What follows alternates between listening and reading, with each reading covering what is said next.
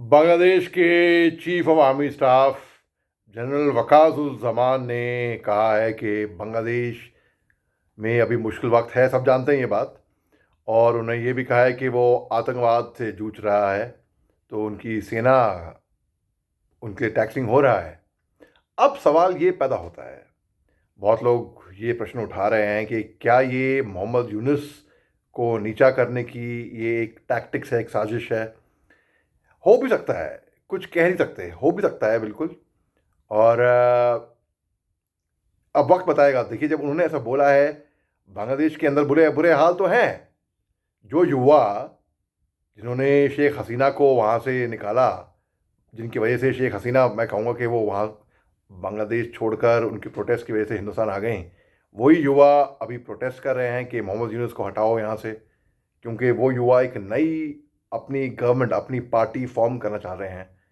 और बांग्लादेश के अंदर सुना है कि बहुत ही टर्मोइल चल रहा है, अफवाहें, खबरें, कुछ पता नहीं कि क्या हो रहा है एग्जैक्टली, एक्यूरेटली मालूम नहीं।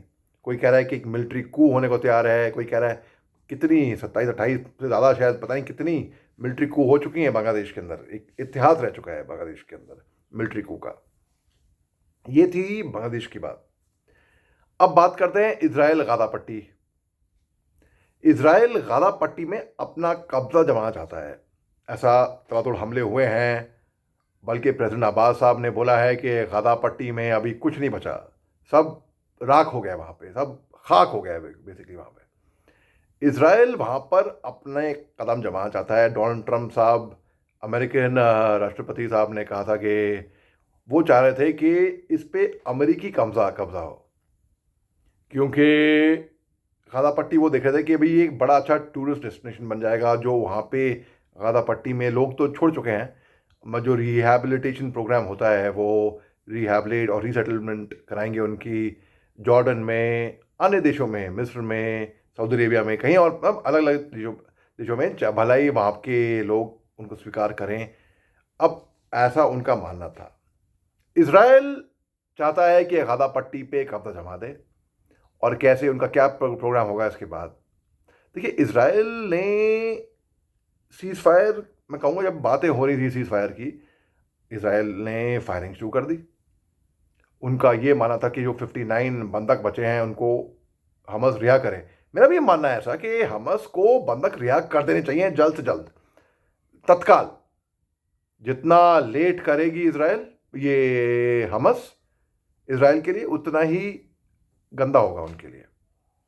तो अगर इसराइल अपना कब्जा जमाता है गाजा पट्टी में, हो सकता है कि वो एक रीसेटलमेंट वहाँ पे अपना इसराइल का की टेरिटरी वहाँ पे डिक्लेयर कर दे, ऐसा भी हो सकता है। लेकिन मुश्किल है, क्योंकि बाकी यूरोपियन मुल्क इसके खिलाफ हैं।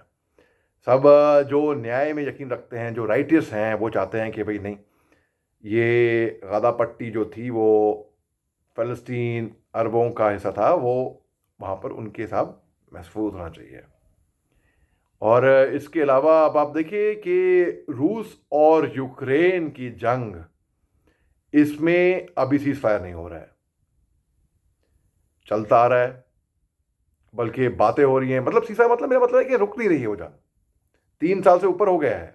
सऊदी अरेबिया में रूस, अमेरिकन रिप्रेजेंटेटिव्स मिले, बातें हो रही हैं कि कैसे वो जंग को रोका जाए, लेकिन वो जंग अभी रुक नहीं रही है।